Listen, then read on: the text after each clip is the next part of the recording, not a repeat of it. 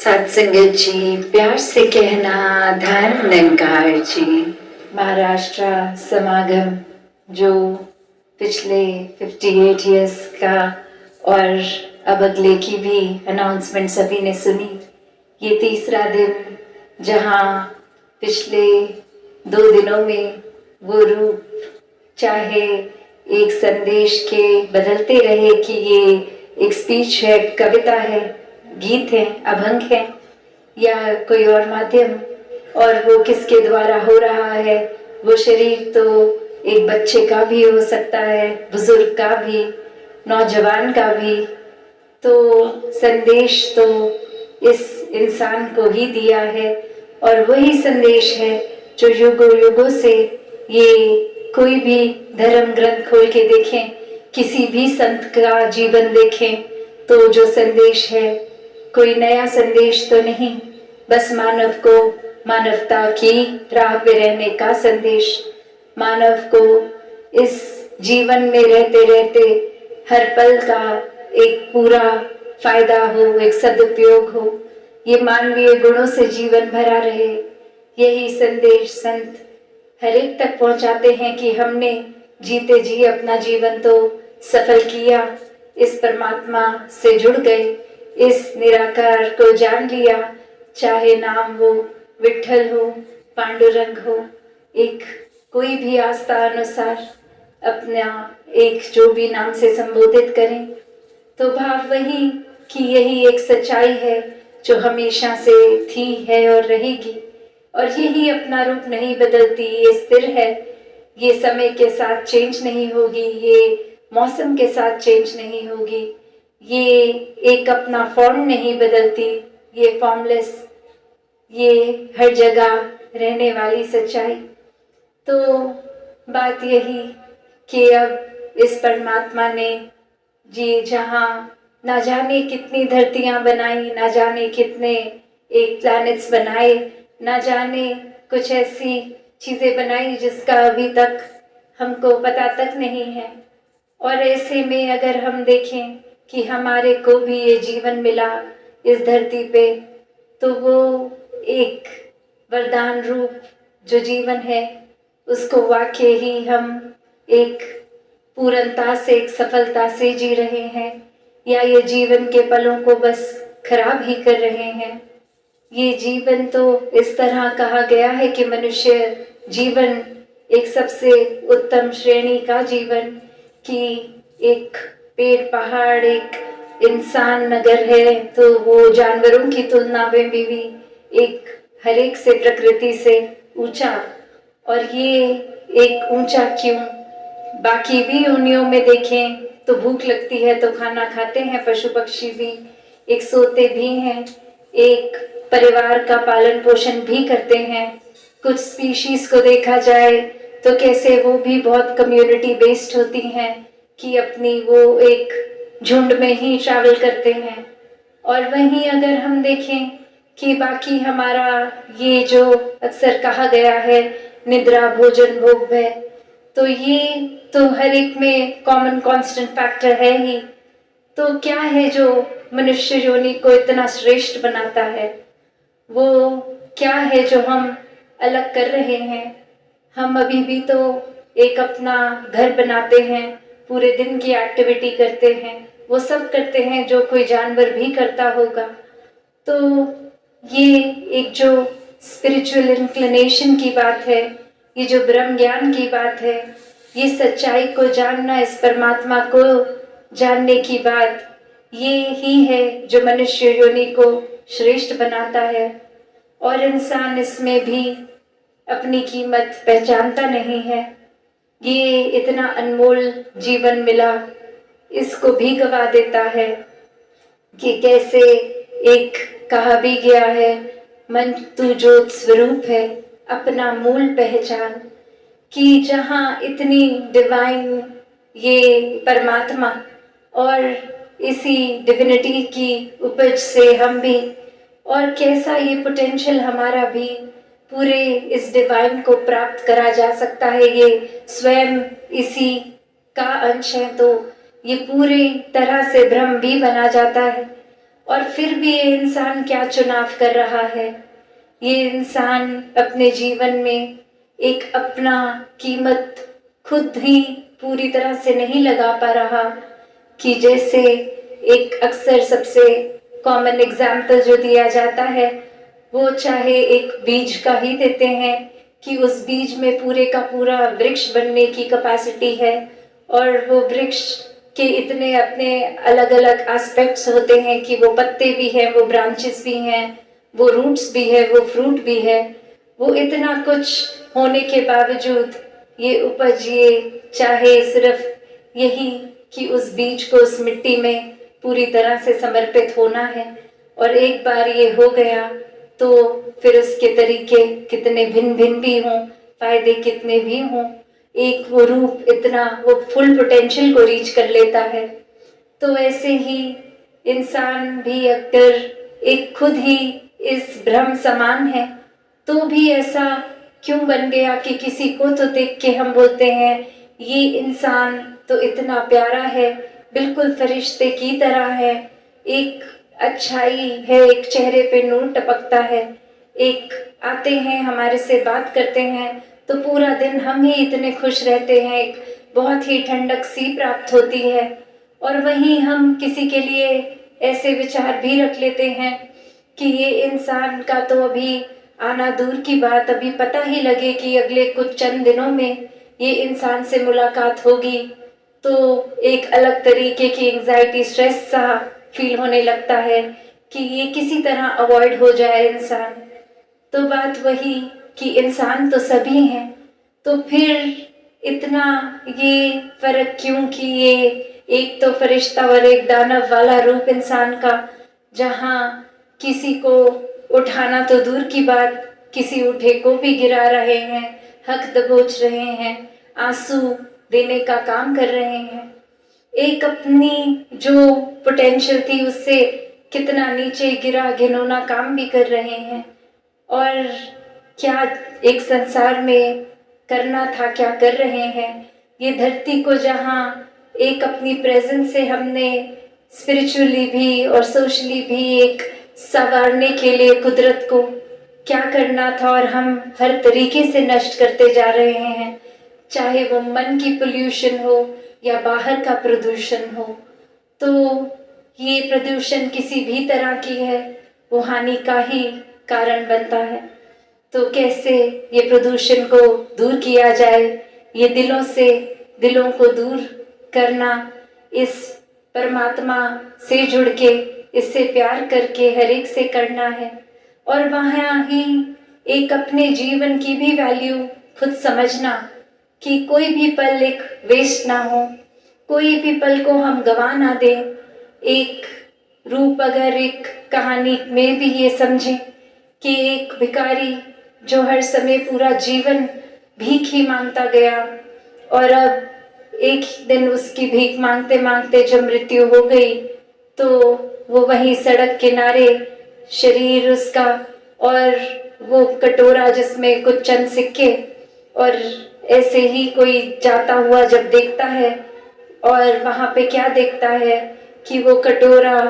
ही अपने आप में बहुत कीमती किसी धातु का बना हुआ, मान लीजिए सोने का बना, और अब वही ख्याल कि ये एक गरीबी में जीवन जीते हुए, और जहाँ वो पोटेंशियल था शुरू से कि ये चाहे एक इतना कीमती सिर्फ अपने बर्तन को ही बेच लेता तो ही कितना कुछ हासिल हो जाता, और ये आराम की जीवन को जी सकता था, कि ये उस बर्तन का ही अपने आप में मोल कितना, और उसको इस्तेमाल उस चीज़ के लिए नहीं किया गया जो किया जा सकता था, उससे सिर्फ एक ये कुछ ही चंद पैसे के लिए यूज़ किया गया। तो ये कहानी सिर्फ उस बर्तन की, उस इंसान की नहीं है। हर कोई इस संसार में जो परमात्मा प्रेमी नहीं है, कोई शारीरिक कष्ट है तो दर्द दूर हो जाए परमात्मा को याद कर लेते हैं। तो ये परमात्मा को याद करना तो एक हर समय की एहसास होनी चाहिए। ये सिर्फ नीड बेस्ड नहीं कि आज लग रहा है कि कुछ गलत होगा, आज सुमिरन कर लेते हैं, अदरवाइज पूरा दिन करने की ज़रूरत ही नहीं है, ध्यान जोड़ने की ज़रूरत ही नहीं है। बस वैसे तो इस तरह भी होता है कि एक एपिसोड जो दासी ने देखा कि कोई महात्मा ही सत्संग से कहीं किसी के घर बैठे और अचानक से मुंह से एक रिफ्लेक्स में ऐसे ही निकल गया, तू ही निरंकार। और साथ वाले पूछने लगे क्या हो गया, क्या हो गया, सब ठीक है? और वो महापुरुष आगे से कह रहे हैं कि मैं तो बस सिमरन ही कर रहा था। और वो कह रहे हैं आप तो ऐसे बोले जैसे हमें घबराहट हो गई कि कुछ गलत हुआ है। तो कैसे अक्सर हम ये सिमरन को भी उसी तरह यूज कर लेते हैं कि अचानक से कोई दुर्घटना देख ली, कोई दुर्घटना, और वहां पे ही ये निकला कि एक ये चीज इस तरह से दृश्य देख लिया, कुछ सुन लिया, तो ये एक अल्फाज की तरह ही कि अगर कुछ कहना ही है तो चलो ये सिमरन की पहली लाइन बोल देते हैं। तो मन के भाव, ये जुड़ाव हर समय का जहाँ हो, एक ये परिस्थिति अनुसार नहीं, तो वैसा ही मन भक्तों का होता है, वैसी ही एक पूरी निष्ठा विश्वास भक्त रखते हैं। वो मोहताज नहीं होते कि आज एक जीवन कंफर्टेबल है तो क्या ही परमात्मा को याद करना, पर अगर कुछ लगेगा कि जीवन अब थोड़ा सा एक कठिन हो रहा है, तब जीवन में परमात्मा को शामिल कर लेंगे। तो भक्ति तो कभी भी कन्वीनियंस सेक नहीं होती। अगर ऐसा हम कर रहे हैं तो खुद ही अपने अंदर सोच लें कि क्या एक वाकई ही वो भक्ति है, एक प्योरेस्ट फॉर्म है हमारे आत्मा और परमात्मा का जो एक होता है, या फिर उसी को हमने कोई गेम बना ली है, कोई छल कपट है, कोई एक चतुराई, एक चालाकी रूप बना दिया है। एक खुद को कन्विंस कर रहे हैं कि चलो अगर दिन में हम वैसे बहुत नाइफ हैं, हम या तो कुछ एक चतुर चालाकियां से अपना बिजनेस इत्यादि लोगों को मैनेज कर रहे हैं, तो परमात्मा को भी ऐसा ही कर लेंगे, एक कुछ दो चार अच्छे काम कर लेंगे और फिर ये परमात्मा का नाम भी ले लेंगे। हमें भी सेटिस्फैक्शन हो जाएगी कि चलो ये नाम ले लिया, और ये बुरे कामों पे एक, जैसे हम अक्सर किसी दिन बहुत ज़्यादा मीठा या कुछ ऐसा खा लेते हैं तो उस दिन होता है कि चलो आज गर्म पानी पी के सो जाएंगे, कुछ मोटापा घट जाएगा। तो ऐसे ही लगता है कि चलो इतना कुछ आज के दिन में गलत कर लिया है, तो फिर एक वो परमात्मा का नाम लेने से ही कुछ तो हमने अच्छी चीज कर ली, probably good deed of the day समझ के ही परमात्मा का नाम ले लें, तो वो भी फिर नाम ही लेने तक सीमित रह जाता है। वो भाव तो एक बने ही नहीं। वो तो एक जैसे फायर फाइटर होते हैं कि आग लग गई तो आग बुझाने का काम है, वैसे ही पता है कि कुछ गलत कर दिया है, अब एक कुछ अच्छा कर लेते हैं, नाम ही ले लेते हैं। और ये सुनने वाले को क्या पता कि वाकई ही मैं प्रभु प्रेमी हूँ भी, या फिर सिर्फ एक कोई और वजह से अपने वेस्टेड इंटरेस्ट, किसी लालच से एक नाम ले रहा हूँ। वो मेरी भी सेटिस्फैक्शन हो गई और देखने वालों को भी लगा कि ये इंसान बहुत अच्छा है, प्रभु प्रेमी है। तो कैसे अपने जीवन में ये परमात्मा को हमने अगर पूरी तरह से नहीं समझा, ये निराकार अपने आप में ये एंटिटी जो एक इतनी पावन, हर जगह कायम दायम रहने वाली, इससे अगर जुड़ भी गए तो भी एक अपने मन को हम करप्ट करने के साधन ढूंढ लेते हैं, चाहे वो छोटी छोटी चीज़ों पे अभिमान कर लेना, या फिर वो कोई अपनी बोली भाषा में भी वो दिखना कि कुछ खुद ही कारण बना के सोच लिया कि मेरे तो कपड़े इतने और मेरे आसपास वालों से मेरा ड्रेसिंग सेंस बेटर है, या फिर एक मैं खाना बहुत ही अच्छा खाती भी हूँ, परोसती भी हूँ, या कोई भी एक छोटे से छोटे रूप में भी ये अहंकार आ जाता है। कोई बहुत बड़ी रावण वाली हालत नहीं कि कोई इतना कुछ हासिल है, इतनी धन दौलत है तो अभिमानी नहीं, वो तो एक निर्धन जो बिल के पास बिल्कुल भी धन ना हो, अभिमान तो वहां भी जाग जा सकता है। कोई राजा मात्र धन दौलत नहीं होनी चाहिए, सिर्फ अभिमान का क्राइटेरिया वो नहीं है। तो कैसे एक अपने जीवन में हर एक ने जहाँ इस परमात्मा से जुड़ना है तो वो पूरे करेक्ट रीजन से जुड़े, एक दिल के अंदर ये प्यार का एक प्रेमा भक्ति को ही सिर्फ अपना कर अंग संग हर पल में परमात्मा के एहसास में रहकर परमात्मा से प्यार करना, इस ब्रह्म ज्ञान द्वारा ये परमात्मा को देखकर ही इससे प्यार करके हर पल जीवन को जीना। और ऐसे ही जो अपने जीवन को संवार लेते हैं वो अपने पल पल में फिर चाहे वो कुछ भी करते हैं वो अपने आप में शिक्षा ही होती है। वो खुद भी इस ब्रह्मांड के कण कण से शिक्षा लेते हैं और उनके जीवन न जाने और कितने जीवन और कितने इंसानों के लिए प्रेरणादायक हो जाते हैं। कोई भी एक संत और भक्त इसलिए भक्ति नहीं करता कि हमारी भक्ति की वजह से हम पॉपुलर हो जाएं, एक प्रसिद्ध हो जाएं, कोई हमारा नाम ऐसे अच्छे से ले। नहीं, भक्तों को तो सिर्फ दुनियावी रूप किसी चीज का एक मतलब ही नहीं है। वो चाहे महलों में भी रहते हों या झोपड़ी में भी रहते हों, एक प्रायोरिटी, एक हर समय एक जिसको प्राथमिकता दी वो परमात्मा को ही दी, हर परिस्थिति में दी। एक कुछ भी मन में ऐसा नहीं आया कि गलत है या फिर परमात्मा कुछ गलत कर रहा है। जिनको पूरा विश्वास होता है उनको ये भी पता होता है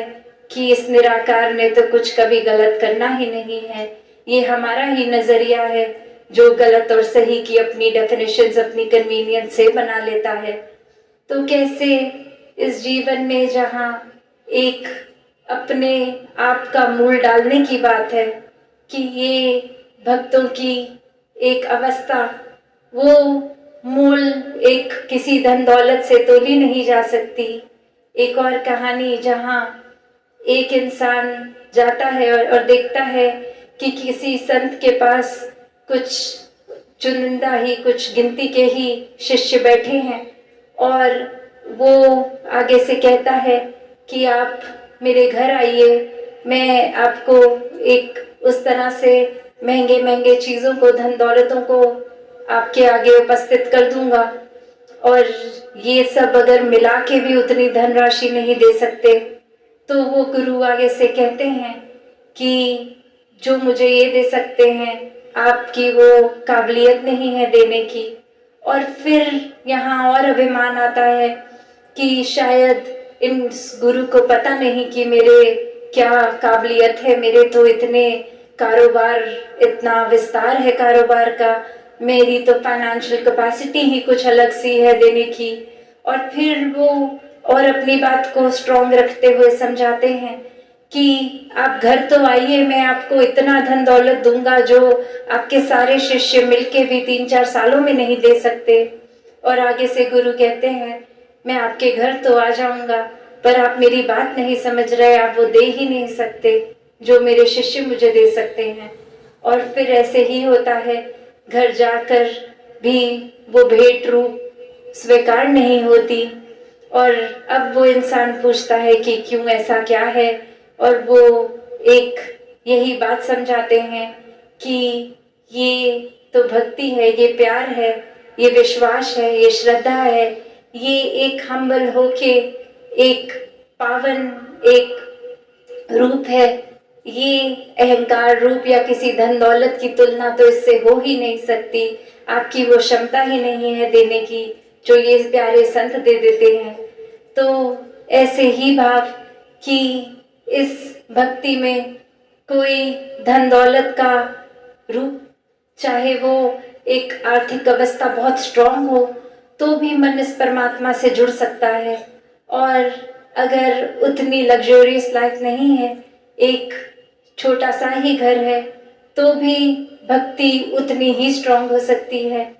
तो अक्सर इंसान वो पैरामीटर्स अपने बना लेता है कि ये चीज़ अचीव हो जाएगी तो भक्ति करेंगे, वो चीज़ हो भी जाती है अचीव तो एक नया टारगेट सेट हो जाता है। तो ऐसे इस परमात्मा को एक इग्नोर कर दिया जाता है कि अब लगता है कि हाँ, हमें लग रहा था ये चीज़ की अचीवमेंट के बाद हम एक ध्यान परमात्मा में लगा लेंगे, पर अब कुछ और चाहिए, ये भी हासिल करना है, वो भी। तो फिर एक जीवन ने तो अचानक से कभी भी खत्म हो जाना है। ये एक मोल अपना जीवन का इतना सस्ता ना लगाएं, हर श्वास की कीमत डाल लें। अभी से जितने भी और सांसें हैं, इस परमात्मा के प्यार में लगें। और ये करते करते फिर ये भी रियलाइज होता है कि ये भक्ति में हम अंदर से ही इतने स्थिर हो गए हैं, इतने काम हो गए हैं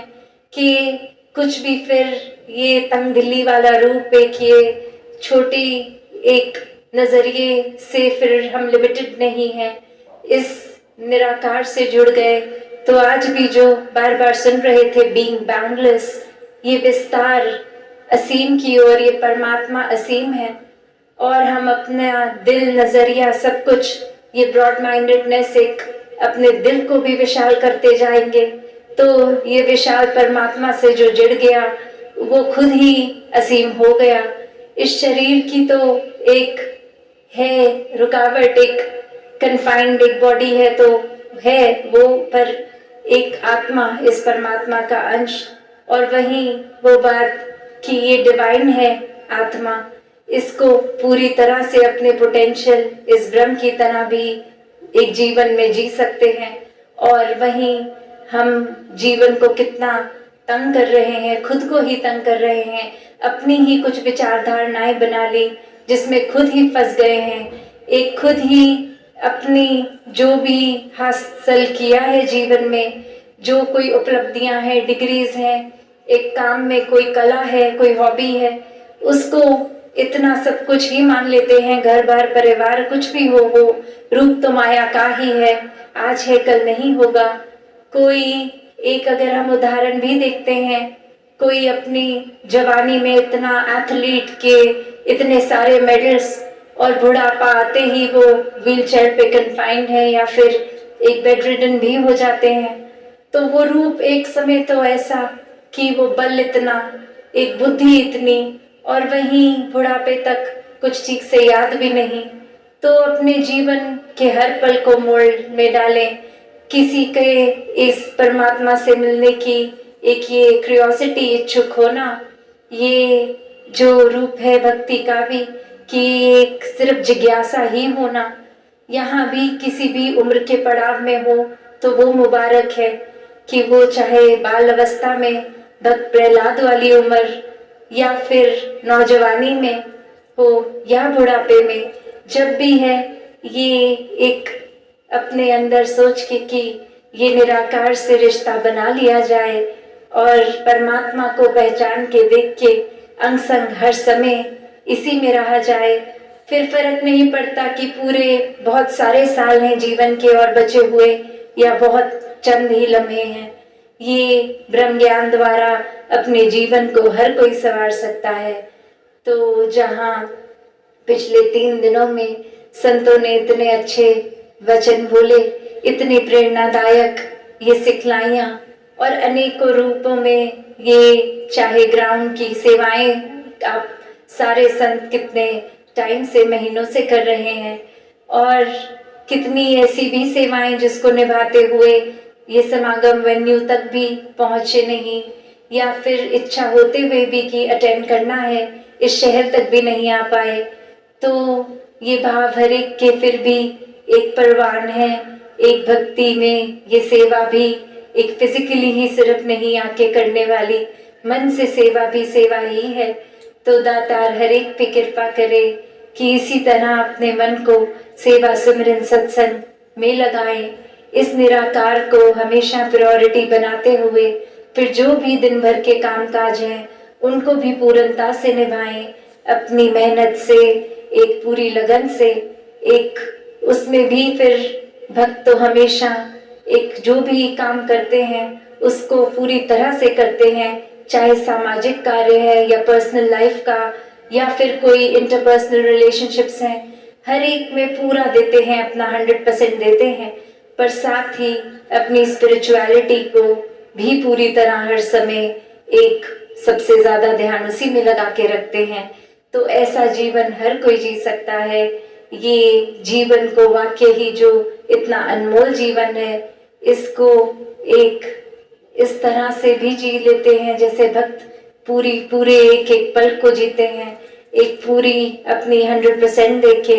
और वहीं हमारा अगर थोड़ा सा भी डिरेल हो जाते हैं तो ये जीवन व्यर्थ ही हो जाता है। तो हर पल इस निराकार, इस परमात्मा से जुड़ के रहेंगे तो ये फायदा एक सिर्फ वो नहीं कि कुछ उपलब्धियां मिलेंगी, वो तो परमात्मा के ऊपर है, क्या दे रहा है वो भी बेस्ट है, नहीं दे रहा तो भी बेस्ट है। एक सिर्फ अपनी आध्यात्मिक ही ग्रोथ के लिए एक प्यार ही सिर्फ बनाकर बेस भक्ति करें। सत संगत जी, धन निरंकार जी।